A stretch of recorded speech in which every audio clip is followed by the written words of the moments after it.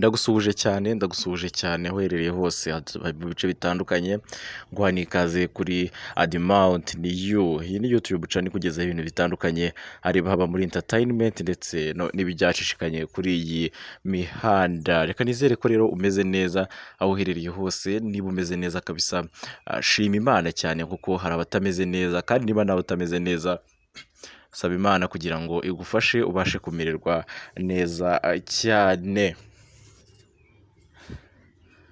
Inkuru ituzanye hano, ni inkuru yabaye kuri uyu wa 14 Ukwakira, isaa 8 rwose, ahagana isaa 8 z'amanywa. Inkuru rero y'impanuka DJ Brian yahuye nayo. Ni impanuka nakwita nkaho ikomeye, ariko Imana yahakinze ukuboko.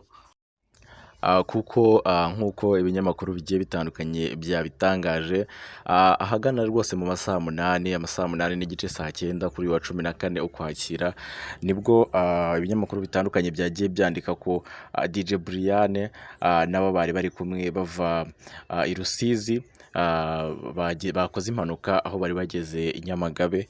Bari ku impanuka rero ari kumwe n'abandi bantu bagiye batandukanye, harimo Keza ujya umufasha kuvuza ingoma mu gihe ari gucuranga. Ukurikije uko muri kubibona mu mashusho yanyu agiye atandukanye, biragaragara cyane ko imodoka yangiritse cyane bikabije, ariko kubw'amahirwe cyane akomeye, Imana yakinze ukuboko, ubu nta cyabaye gikabije.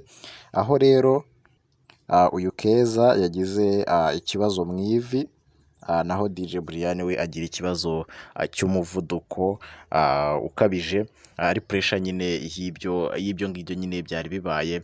Hanyuma rero bahita bajyanwa kwa muganga i Muhanga. Amakuru ahari rero ni uko uyu DJ Brian yikanze umuntu ari gukora umuhanda, ari kwa kudepasa kugira ngo atamugonga.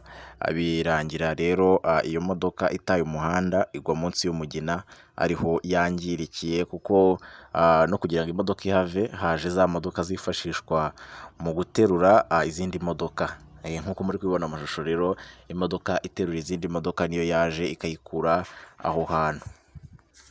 Ibitaramo rero ibitaramo bari bavuyemo, byari ibitaramo byabaye muri iki cyumweru gishize ndetse no muri weekend, aho ibi bitaramo DJ Brian yabihuriyemo na DJ Sonia hano i Rusizi n'ubundi. Ubwo rero mu kuza niho byagenze gutyo.